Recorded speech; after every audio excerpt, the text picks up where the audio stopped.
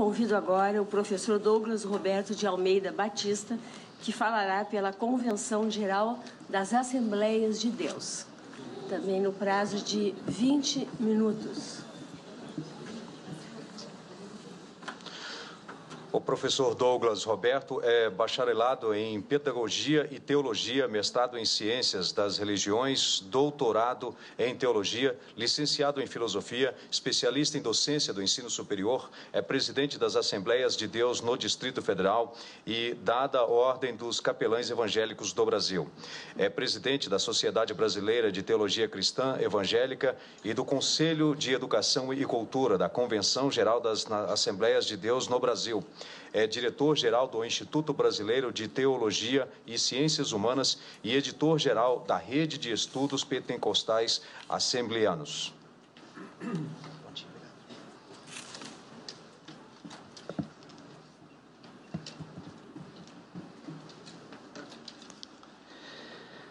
Excelentíssima senhora ministra Rosa Weber, relatora da DPF 442, demais autoridades, expositores, auditório. Represento nesta audiência pública a Convenção Geral das Assembleias de Deus no Brasil, CGADB. Nossa instituição é constituída por cerca de 100 mil pastores, entre consagrados e credenciados, e nossas igrejas comportam 22 milhões de brasileiros, entre membros e congregados, nos mais de 100 mil templos sedes em todo o território nacional. Estes dados caracterizam a elevada representatividade das Assembleias de Deus na sociedade brasileira. Reiteramos nesta exposição, excelentíssima ministra relatora, que esta ação de descumprimento de preceito fundamental, a DPF 442, que pretende legalizar até a 12ª semana da gestação o assassinato de ser indefeso e inocente no ventre da mãe, não merece prosperar. Provavelmente a expressão que utilizei não seja politicamente correta, mas é exatamente acerca disso que trata esta DPF, a busca de autorização legal para matar inocentes no ventre materno. A Convenção Geral das Assembleias de Deus no Brasil se manifesta contrária pelas seguintes razões. Em primeiro lugar, porque o direito à vida não pode e não deve ser violado. Arrebata-se da Carta Magna em vigor a garantia à dignidade da pessoa humana e o direito fundamental à vida, demonstrando dessa forma a desmesurada importância que o Constituinte originário concedeu ao direito à vida. Assegura a já explicitada Constituição Federal, promulgada em 1988, no caput do artigo 5º, que, abre aspas, todos são iguais perante a lei, sem distinção de qualquer natureza, garantindo-se aos brasileiros e aos estrangeiros residentes no país a inviolabilidade da vida, a liberdade, a igualdade, a segurança e a propriedade. Fecha aspas.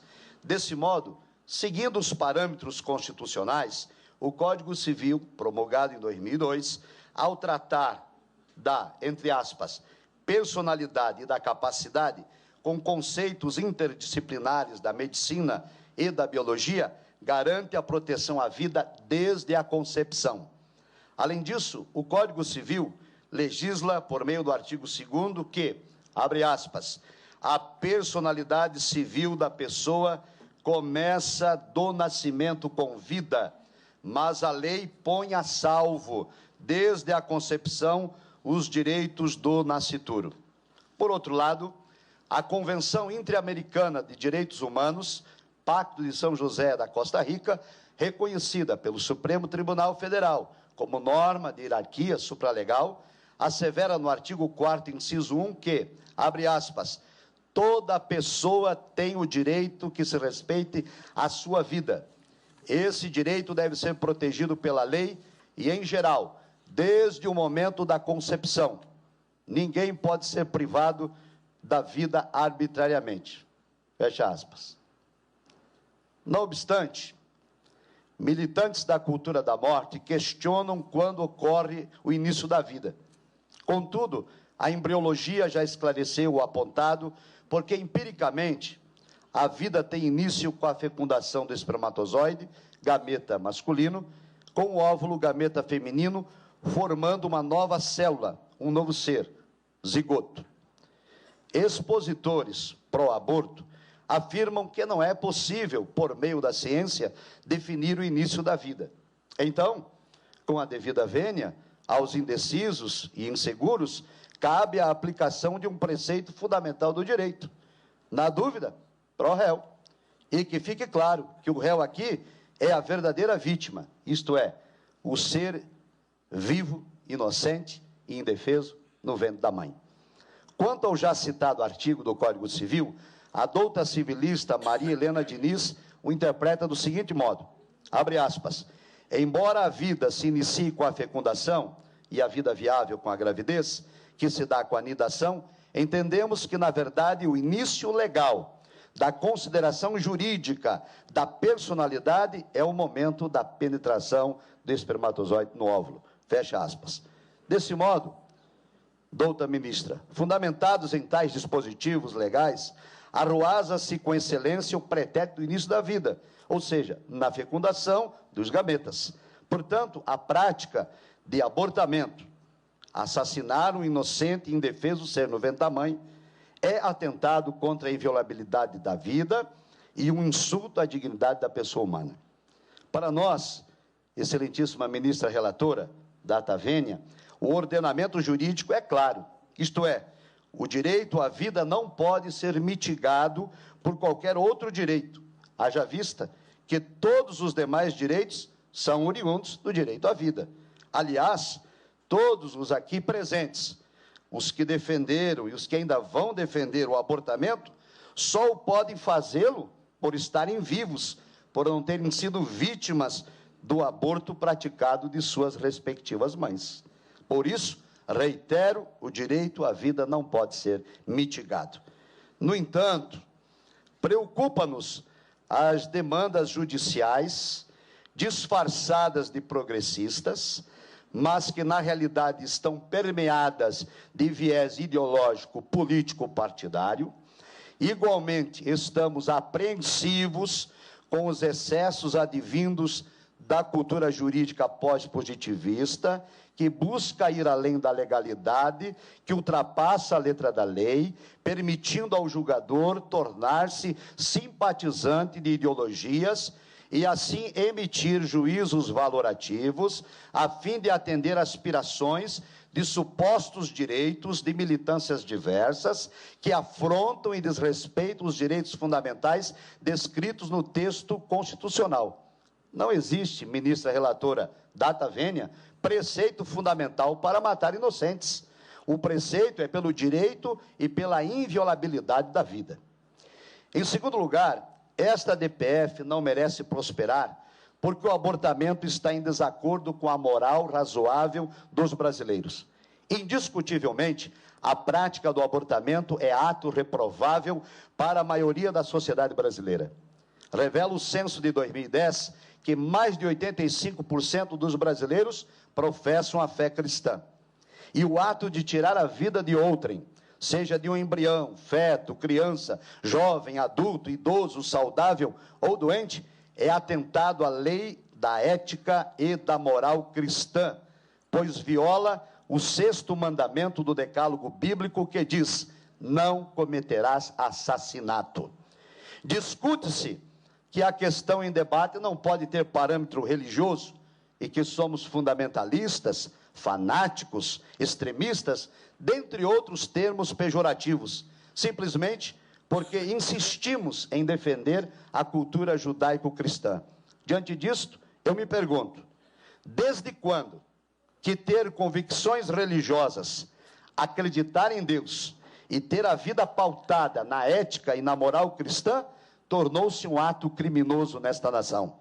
O Brasil não é um país totalitário, socialista, fascista, marxista ou ateu.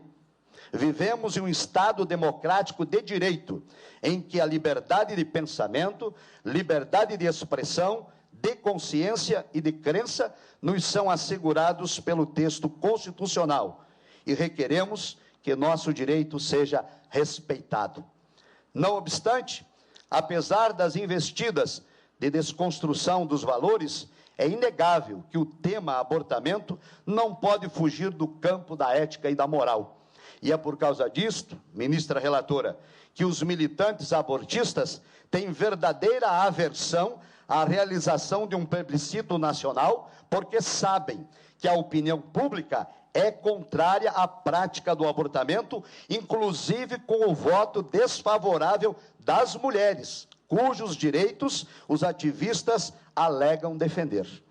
Desse modo, para escapar desse debate moral e ético, defensores da cultura da morte argumentam que o abortamento é uma questão de saúde pública.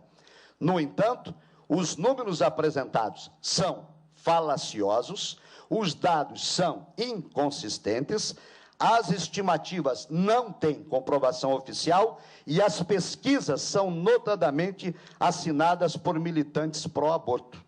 Fundamentar uma decisão e promover mudanças de paradigmas em informações tendenciosas e questionáveis é atitude, no mínimo, desonesta. Mas foi assim que, há mais de 4 décadas, a legalização do aborto começou nos Estados Unidos da América, fundamentada em uma escandalosa e descarada mentira que foi admitida como verdade pela Suprema Corte Americana.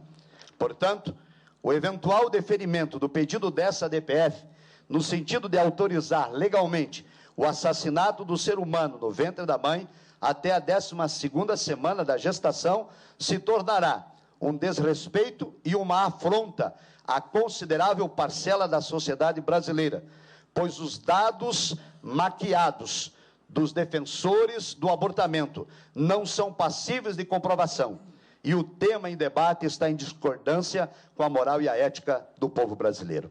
Salienta-se, outro sim, que não cabe a esta Suprema Corte alterar a conduta moral do povo, sobretudo em violar o direito à vida, em descumprimento ao texto constitucional. A premissa destas decisões, que abrangem leis e valores, cabe aos membros do Congresso Nacional, que em nosso modelo de democracia representativa possuem a legitimidade do voto para atender à vontade da nação. Assim, a eventual procedência da sobreditação data vênia seria uma imposição autoritária e ilegal em discordância com a moral e a ética dos brasileiros. Por isso, reitera-se que, abre aspas, não cabe ao Poder Judiciário inovar no ordenamento jurídico sobre o argumento de avanço civilizatório, independentemente de quem seja favorecido. Fecha aspas. Em terceiro lugar, ministra relatora, ratifica-se esta ação que deve ser julgada improcedente por ser matéria de competência do Legislativo. Evoca-se neste ponto o princípio da separação de poderes, o qual se tornou um modelo fundamental na história do Ocidente, o necessário equilíbrio entre autoridade e autonomia. Nessa ótica, o poder legislativo, obedecendo à separação dos poderes por meio do Código Penal, já disciplinou as exceções de punibilidade para a prática do abortamento.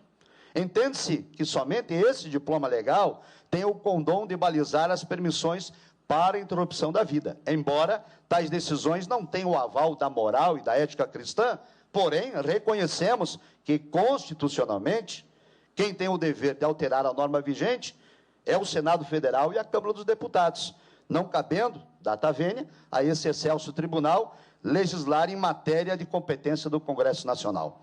Salienta-se ainda que o pluralismo religioso e o debate democrático representativo para a promulgação de leis encontra sua guarida no Congresso Nacional. Portanto, é lá, por meio dos representantes eleitos pelo povo, que se garante a legitimidade da vontade majoritária, resguardando-se, evidentemente, os direitos da minoria.